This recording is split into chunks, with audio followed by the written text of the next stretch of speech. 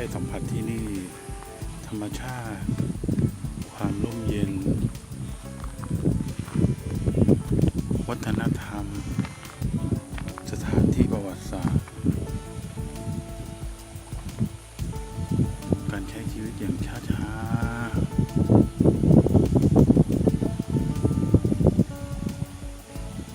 ๆอากาศดีอากาศเย็นลมแรง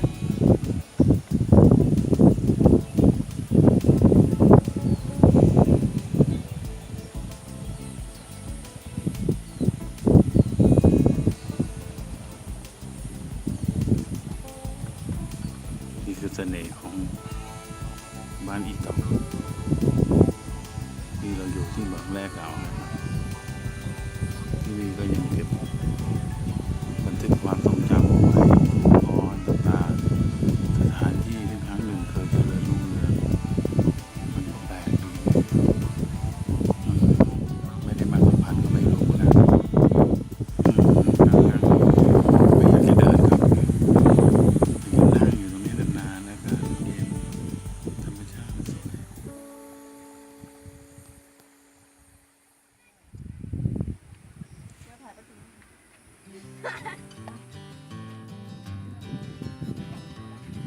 ถ้านั่งเท่ๆดึงเกงขึ้นดึงเกงขึ้นดึงเกงขึ้นนะ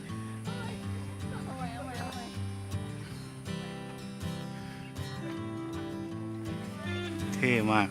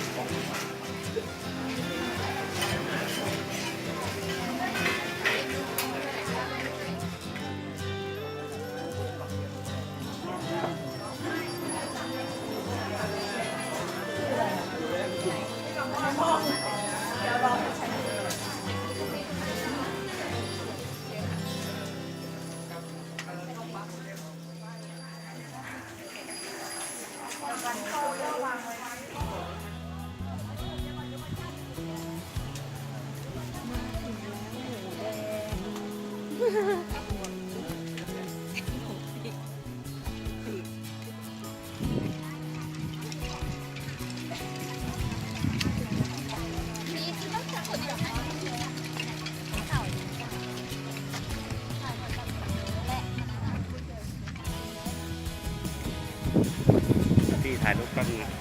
ไลน์ใหม่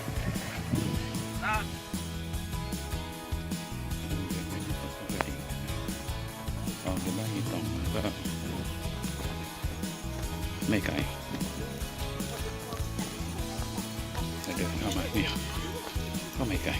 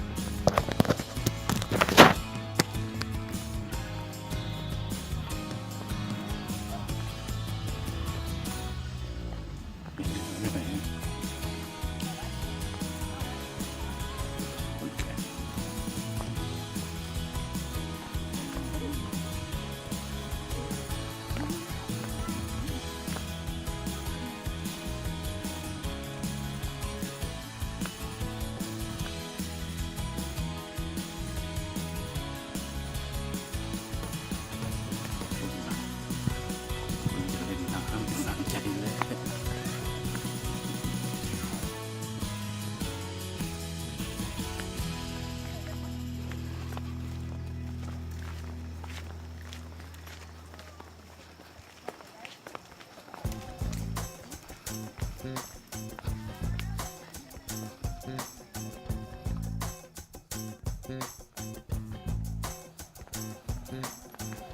ีมันตกไม่เย็นไปใกล้มาก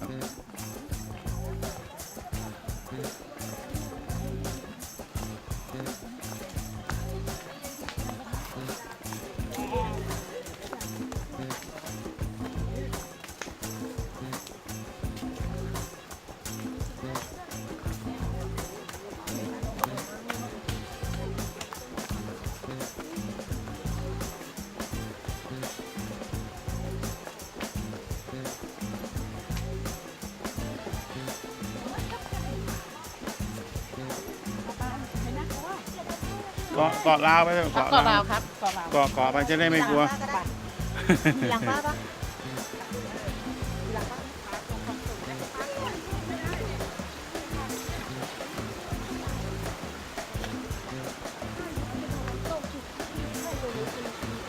ไปที่ต่อไปต่อผมยัดแบบนี้โอ้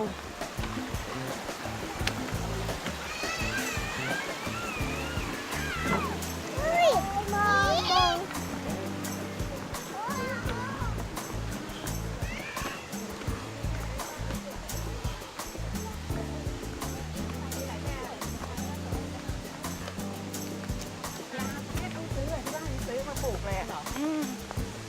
จากสวนใหม่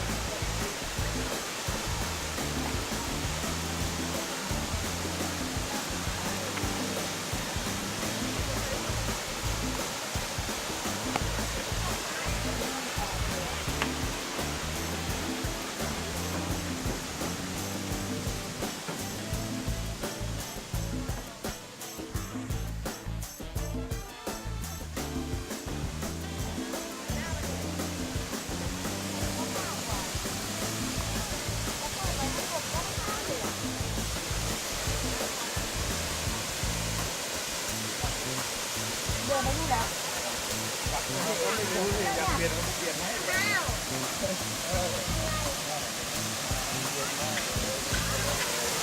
โอเคครับ ถ้าไปเล่นกับเขาที่มีมาแล้วเอาป่ะ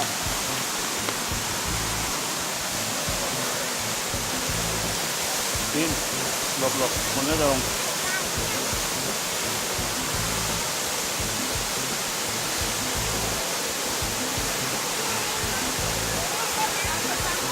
ไว้ไม่เอาเล่น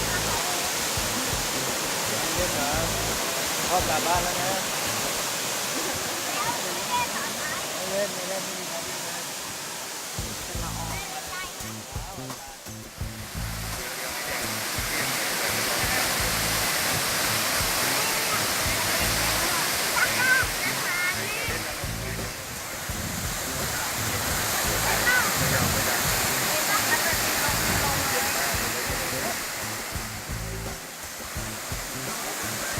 เล่นนะจริงๆที่มันเดินอยู่ที่ไหน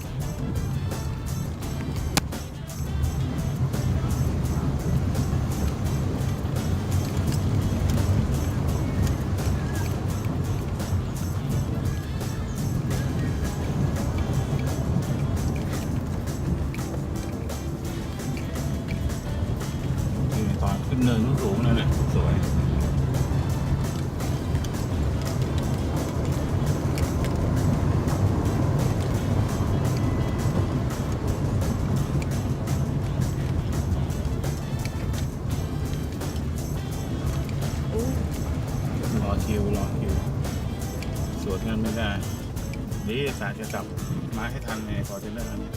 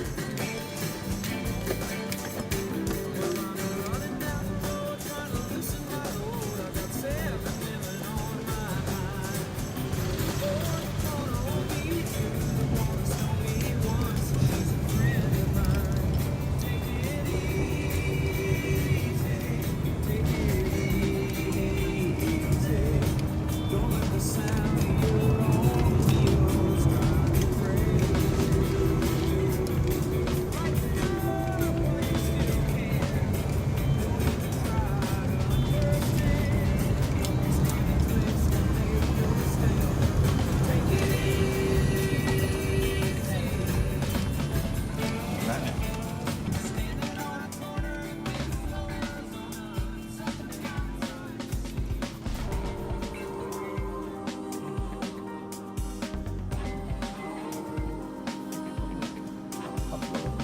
เนี่ยถ้าเป็นกระบะมานะจีน้องขับโคตรมันเลยเก๋งมันก็ขับได้ แต่ว่ามันอารมณ์มันไม่เหมือนกระบะยกสูงขับมันเฟี้ยวเนี่ยเฟี้ยวฟ้าว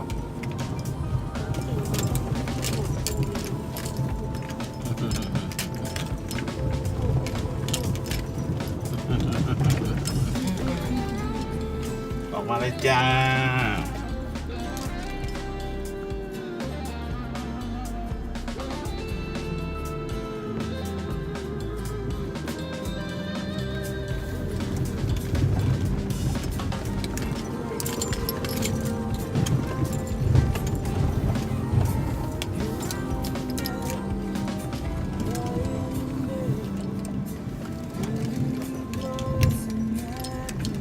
เพิ่งออกกันนะเพิ่งตื่นนะไม่ใช่นะคือพวกนี้ที่แบบมันไม่ใช่พวกที่ขานอนเต็นท์อ่ะไม่เหมือนที่นี่คือทางเข้าไปเนินกูดดอยเลยครับมันก็จะเป็นลูกหลานของผมช่วงชันนะใช้เกียร์ต่ำเพราะว่าพ่อมาเข้าห้องน้ำตี 5เนี่ย6 โมงอ่ะถ้าเป็นที่เขาใหญ่ดีนะโอ้โหคือเขาก็จะตื่นเช้าอ่ะเขานอนเต็นท์แล้วเขาก็จะตื่นเช้ากันที่นี่แบบเงียบนิ่งเลยแสดงก็เป็นพวกที่แบบมาเที่ยวอ่ะแล้วก็มานอนเฉยๆไม่ใช่ขาแคมป์ตัวจริงอ่ะมันก็มีแต่น้อย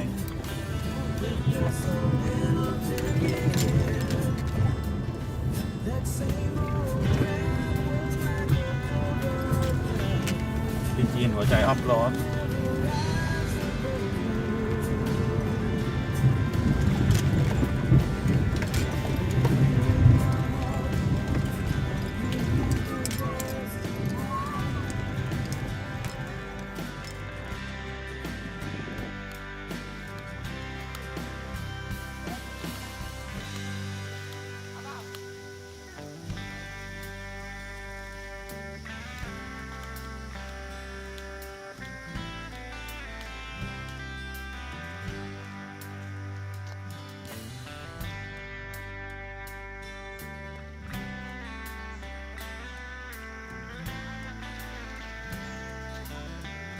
สวยนะน้องจีนที่นี่นะอุทยานแห่งชาติทองผาภูมิ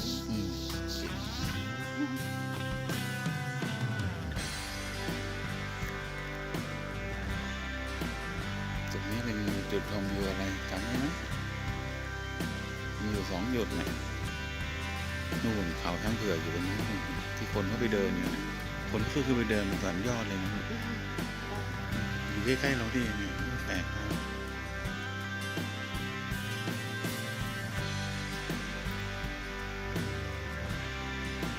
ตรงนี้คือจุดชมวิวเชิงพูดดอยสวยนะ สวยดียิ่งใหญ่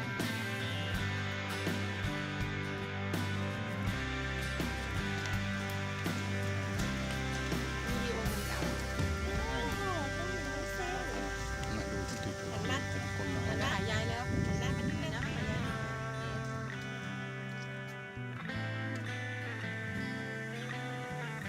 กินกาแฟดริปกันนะครับฝีมือของน้องจีนอันนี้เทชุดแรกให้มันเปียกให้หมดเลยลูกเพื่อให้เนื้อกาแฟมันตื่นตัวให้มันเปียกให้หมดโรยหมุนโอเคอย่าไปไม่ต้องเอาช้อนแล้วไม่ต้องใช้ช้อนแล้วช้อนมานี่โอเค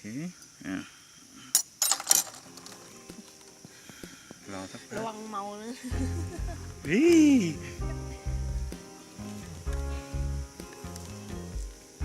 ไงครับเนื้อกาแฟหอมกลุ่นเลยรอสักพักหนึ่งนะเอาใส่รอบที่สองครับเทให้ล้นเลยอีกนิดนึงตอนนี้เรามาทานกาแฟสดกันที่ไหนครับ อุทยานแห่งชาติทองผาภูมิค่ะ อากาศเป็นไงครับน้องจีน เย็นสบายค่ะ นะตอนนี้9:30ละ แล้วก็อากาศก็เย็น เนี่ยอากาศยังเย็นลมยังมาตลอดเลยดูนี่ล็อตที่3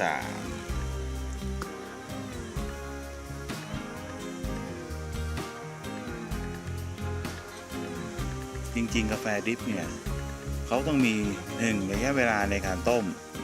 น้ำแล้วก็น้ำหนักในการปริมาณที่เราเทใส่ลงไปในครั้งแรกเขาต้องเอาเครื่องชั่งดิจิตอลมาชั่งเลยนะทั้ง200 กรัมครั้งที่3 800 กรัมครั้งที่อะไรอย่างเงี้ยซึ่งหนูว่าเยอะไหม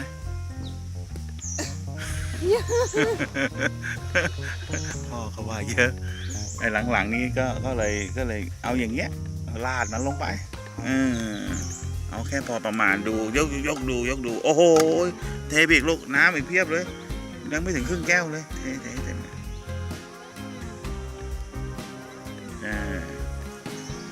แม่กลิ่นกาแฟหอมลอยมาแล้วกลิ่นกาแฟหอมลอยมาแล้วนี่มันคือเสน่ห์ของจริงๆคือถ้าเมื่อเช้าเนี่ยเราไม่มีไปบ้านอีตองไปเนินช้างศึกก็จะตื่นมาครับสายเหมือนเราไปเขาใหญ่ก็7 โมง 6 โมงครึ่งเลยทานกาแฟกับบรรยากาศยามเช้ามันก็จะสดชื่นมากแต่วันนี้เรามีภารกิจก็ไม่เป็นไรจริงๆอยากไปต้มกาแฟที่นู่นนะแต่คนขึ้นหลังรถไม่ทันแบบตี 5ปุ๊บเราครึ่งแล้วก็ออกแล้วร้อนหมดมันก็ไม่สะดวกเลยนะเดี๋ยวดูก่อนมันจะโอ้ใส่เลยครับใส่ให้เต็มเหมือนเมื่อกี้เลย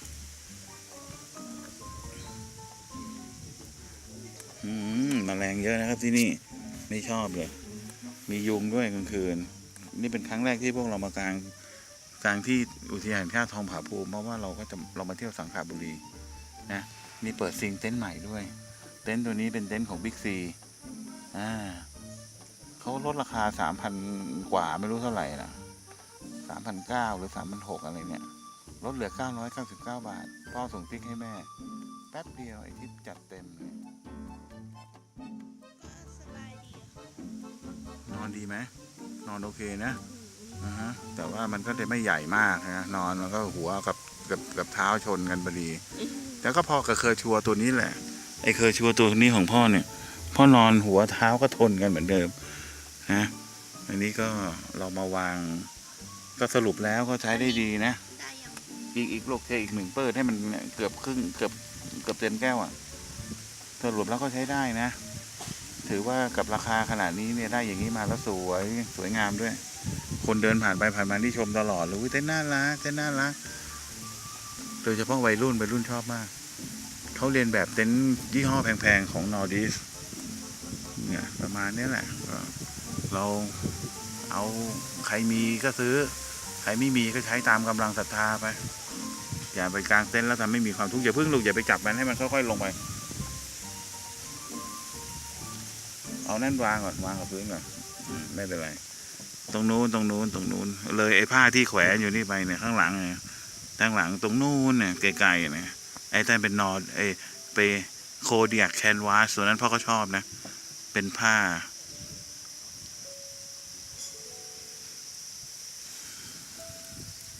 แคนวาสสวยใช่ไหมสวยนะมาแล้วขี้แตกทั้งวัน พ่ออย่าพูดออกสื่อนะ โอ้อุจจาระราดทั้งวัน พ่อ เราจะไปอายเมื่อวานเต้นนั้นแม่ก็ตดปาด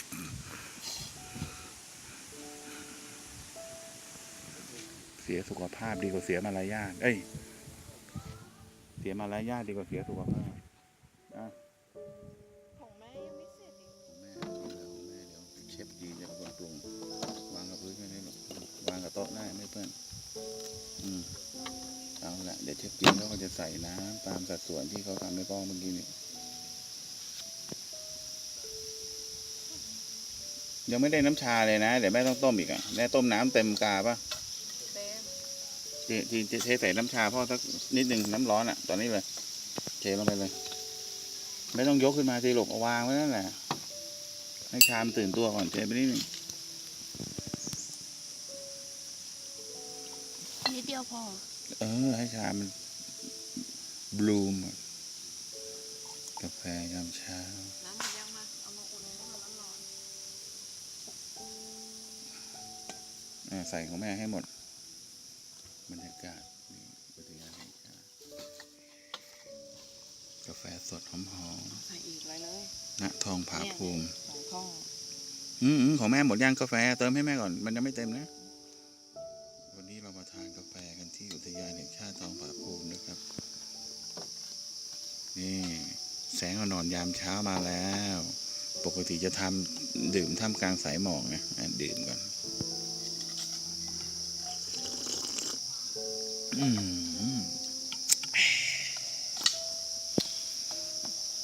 แต่วันนี้เราดื่มกับแสงยามสายนะแสงกำลังสวยเลยอากาศหนาวๆอย่างนี้นะแสงสวยมากเลยวิวด้านหน้าเนี่ยเป็นวิวเขื่อนอะไรอ่ะเขื่อนเขาแหลมแล้วก็เขาช้างเผือก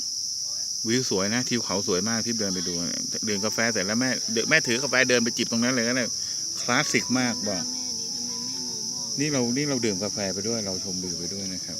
นี่มากางเต็นท์ครั้งแรกที่ทองผาภูมิก็อากาศดีเนี่ยจุดกางเต็นท์ได้เปรียบเพราะว่าไม่ร้อนนี่10 โมงแล้วเนี่ยถ้าเป็นเขาใหญ่นี่เพ่นกันแล้วนะดูสิแต่ละเต็นท์กันเรื่อยๆเรื่อยๆมาเรียงๆถ้าเขาไม่รีบนะเพราะว่ามันไม่ร้อนเลย